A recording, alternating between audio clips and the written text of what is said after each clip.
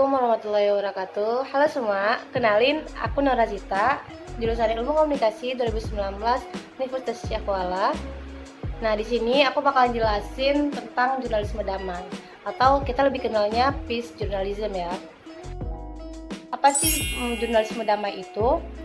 Nah, jurnalisme damai atau peace journalism ialah suatu praktek jurnalistik yang mana mereka bersandar pada aksi kekerasan, pada realitas konflik untuk menyelesaikan suatu konflik.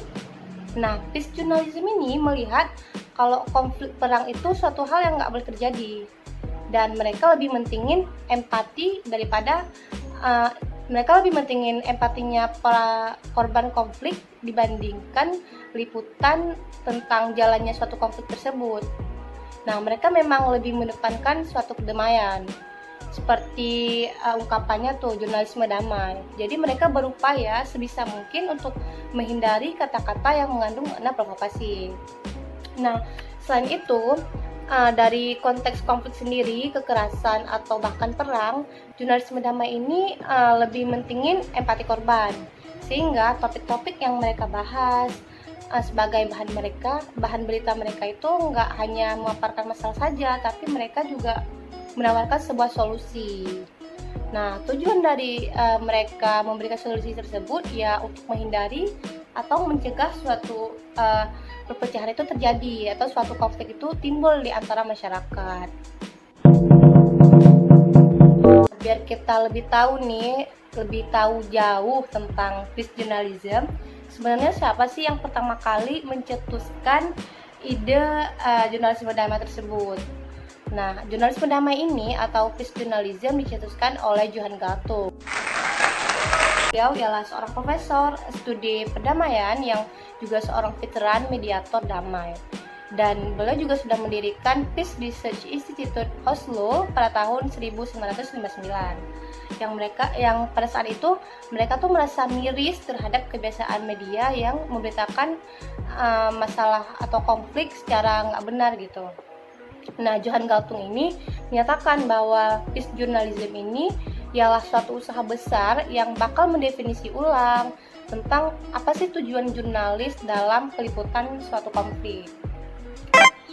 Nah, untuk dasar pemikiran jurnalisme damai ialah jika belakangan ini media cenderung memainkan suatu peran yang negatif dalam meningkatkan tegangan, kayak lebih menarik perhatian para pembaca atau orang menonton beritanya gitu. Nah, di sini peace journalism berusaha memainkan peran positif dengan mempromosikan perdamaian dan rekonsiliasi. Nah, biar kita lebih tahu nih tentang peace journalism, ada beberapa karakteristiknya yang memang mencirikan peace journalism sendiri. Yang pertama, jurnalisme damai ini melihat perang sebagai hal yang nggak boleh terjadi. Jadi di sini peace journalism melihat perang atau pertikaian senjata sebagai suatu masalah. Lalu untuk poin yang kedua, yaitu jurnalisme damai ini lebih mentingin empatinya para korban dibandingkan bagaimana proses jalannya konflik tersebut. Nah, poin ketiga dari karakteristiknya, peace journalism ini lebih mentingin atau lebih mengedepankan ya harapan untuk berdamai.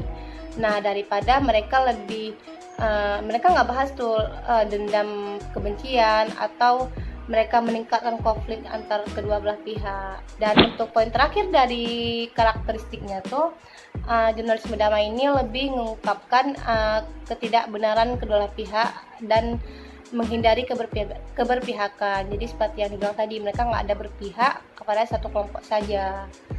Mereka menghindari adanya pertikaian, jadi mereka lebih menyoroti ke aspek-aspek yang bisa mendorong untuk penyelesaian konfliknya.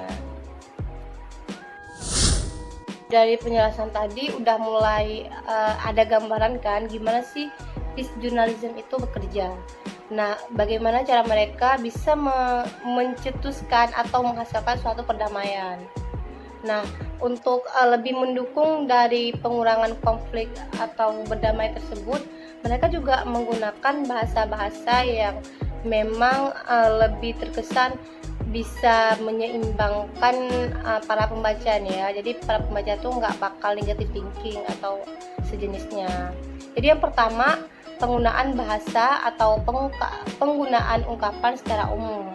Nah di sini peace journalism itu lebih sering atau lebih umumnya menggunakan kata, contohnya nih ya, kata rumah ibadah dibandingkan mereka kayak nyebutin masjid, pura, atau vihara, gereja. Jadi mereka lebih menggunakan kata rumah ibadah supaya jadi pembacanya sendiri tuh nggak sampai berpersepsinya tidak baik gitu.